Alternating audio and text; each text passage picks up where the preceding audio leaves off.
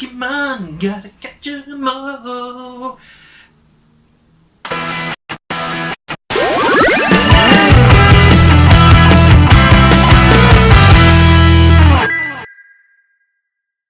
Hi guys, welcome to Beard's Eye View, and this is going to be my review for Pokemon's Detective Pikachu. With this being a movie that's not really like loads of like plot details and spoilers and all this kind of stuff like an Avengers movie or something like that, I can't really do a spoiler talk video all by itself because there's not really that much to spoil. So I will be doing spoilers in this video, but I'll let you know when they're coming. It'll be to the back end of the video. Before we begin, don't forget to give me a thumbs up and comment down below. Also subscribe and ring the bell so you know when I'm doing a video. I do videos every single Wednesday, so keep a lookout for those. Also keep a lookout to the end of this video how you can save 15% on some awesome clothing. So, Pokemon Detective Pikachu.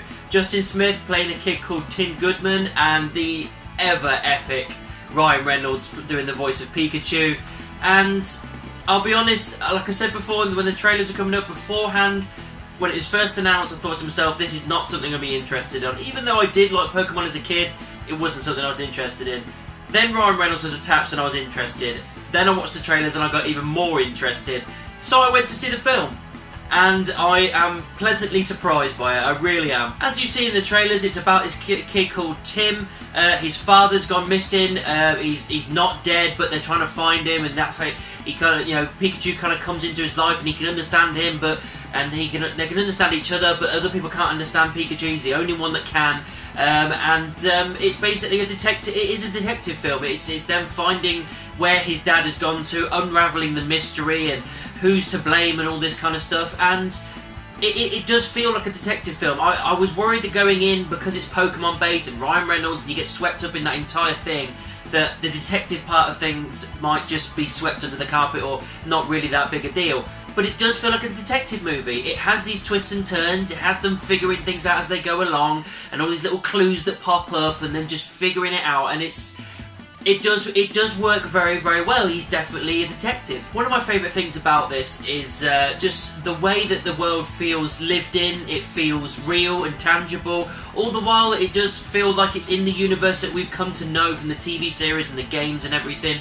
But it's its own thing, with Rhyme City being the main focal point, where Pokemon and people live in harmony and whatnot. It's not just about battles and all this kind of stuff. And yeah, like I said, it feels like it's lived in. It feels like these characters properly exist in this universe. It's not just our world with Pokemon plonked on top.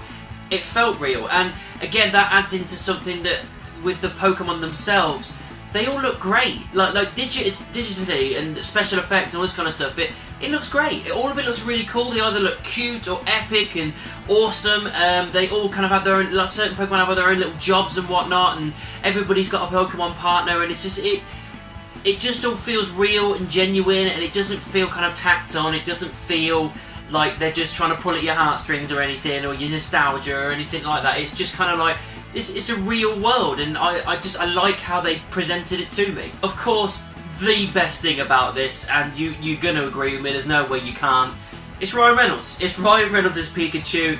Every single second he's opening his mouth and talking, I'm either laughing and chuckling, and just everything about it is absolutely perfect. He just nails the voiceover so well and just invests me in the character straight away. Carrying on from Ryan Reynolds, obviously that means there's loads of comedy. It's a funny film. Although it does have its serious moments, its heartfelt moments, and they do feel earned, they do work, absolutely. I think Justin Smith does put in a pretty decent performance, considering the fact that he's probably talking to blue screen and balls most of the time. I think he puts in a pretty decent performance. But yes, like I said, it's laughs all the way forward, and there was never a time that the jokes didn't land. Every single time there was a joke being made, mainly from Pikachu, maybe a couple of others here and there, it all landed, it all felt earned, it made me laugh, and I sat there watching the film, going, I'm just sitting here enjoying myself at the cinema watching a Pokemon movie, which I didn't think I'd be doing at the age of 30. Mewtwo, we obviously see him in the trailer, so you know that he's in it. He does have a lot more to do with this film than potentially I thought it was. I thought of some theories and everything. I said it in the trailer videos that I've done, but it went a completely different way, and I'll get into it in the spoiler talk in a few minutes. But yeah, he was in it a lot more, and I'm glad of that because he's one of my favourite Pokemon, and it felt like a good, solid, fleshed out character. Negatives. Yeah, there is some negatives in every film, apart from Avengers Endgame.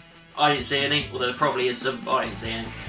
The negatives in this, there is plenty of times in the film where certain things are happening, where it's very exposition. It's very much there, without much explanation, just to get you to the next point in the film.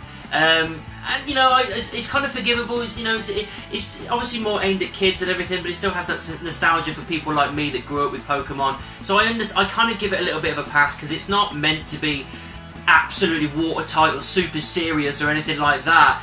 It's meant to just be a fun time at the cinema watching Pokemon. So those kinds of things, you sit there and go, well, you know, it is what it is. I'm not here to pick holes too much. I'm here to just enjoy watching some Pokemon in real life. It's, you know, as close as we can get to that, and for the most part they deliver. Another negative, I would say, and to me this is just a nitpick, I kind of wanted a few more of the original 150 Pokemon. There were some other ones in there that I don't recognise, because I only really do the 151 plus a couple of extras. I saw Blastoise, which was awesome because I'm a massive Blastoise fan. But yeah, I just wanted a few more of the original 150, to be perfectly honest, but that's me nitpicking. Right, we're going into spoiler territory now, guys. Make sure you've checked out the film before you go any further on this video, because it is spoilers all the way through from this point on. If you want to skip to the end, to my star rating, the timestamp's down in the description, so otherwise, spoilers all the way through. There are twists and turns in this film, more than I thought there was going to be, considering, like I said, it is more aimed at children. I honestly didn't see these certain twists and turns coming. The R serum gas thing, when we see the purple eyes in the trailer, the whole point of that is there's this like purple gas thing called R gas or whatever it is, and it sends them crazy for a limited amount of time, and Pokemon just go absolutely nuts. And yeah, I like that. That worked fine, especially in the fight with Charizard and Pikachu. Pikachu just, because he can't remember anything, he can't remember to use his powers. So then Charizard just gets full of the gas and goes absolutely nuts, and that entire scene is a lot of fun. Psyduck has a lot more to do in this film than I thought he would. I thought he'd just be there for a bit of comic relief, but he does have a point to it. It's a case of if he gets too much of a headache, then he'll use his psychic powers and it'll be a big deal. He does that at some point to stop some bad guys, and it looks like he's destroying like the land and everything, hallucinations, and just all this thing falling apart. Then you find out that it's actually some Pokemon, massive grown ones, because they've been experimented on, that almost bloody kill all of them. I can't remember what the Pokemon are called, because it's not in the original 50, I can't remember it. But yeah, like massive versions of them. Time you're kind of led to believe that the son is the dickhead, and the father is the broken man that's in a wheelchair and he's struggling, and his dickhead son's trying to screw him over. Then it does a complete 180 with that, and I didn't expect... It's Bill Nighy as well. I didn't expect Bill Nighy in this film. I didn't check the IMDb, so I was quite surprised to see someone like that in there.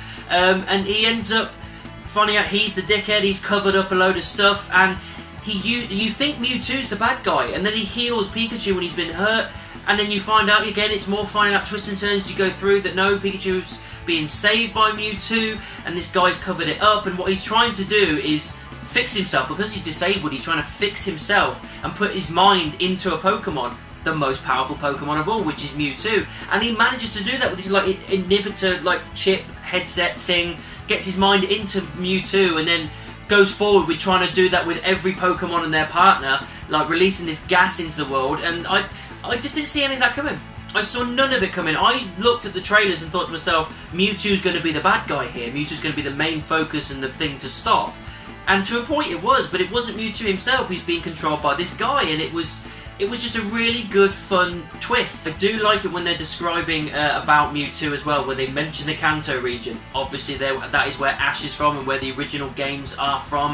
In Pokemon, the first movie, obviously that's where, you know, he escaped from that area, so I like the fact that it's kind of giving a nod, or kind of making it go, it is in this universe, it exists in the same universe. So they did in a future film, I wouldn't mind seeing a cameo of Ash. You know, a fully grown like adult Ash, maybe he's like a Pokemon champion or something like that, that would be cool.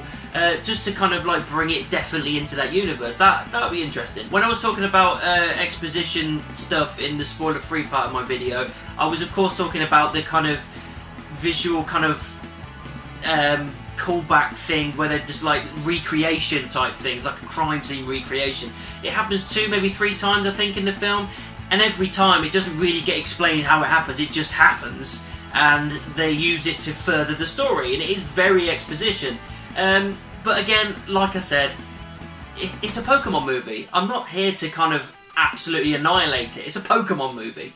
Again, another twist I did not see coming is finding out that his dad, the entire time he's been trying to find him, he's actually in Pikachu. The voice he's been hearing over is Ryan Reynolds, and Ryan Reynolds is his dad, and it's Mewtwo that has done that to save the body and everything, and he ends up obviously tearing them out at the very end, and it's a lovely moment where they're just, Pikachu's back to normal, and he's actually seen his dad, and he stays with his dad in Rhyme City, and yeah, a massive twist I didn't see coming, and it was just a big smile to my face when I saw that and saw Ryan Reynolds. It was brilliant. Guys, overall, Pokemon Detective Pikachu was a real pleasant surprise. I was not invested when it was announced. I got a little bit more invested with Ryan Reynolds in the trailers, but I was still hesitant going in because I think, well, it's Pokemon, they're going around direction with this detective thing, I don't know what's going to work. I'm just praying that it does.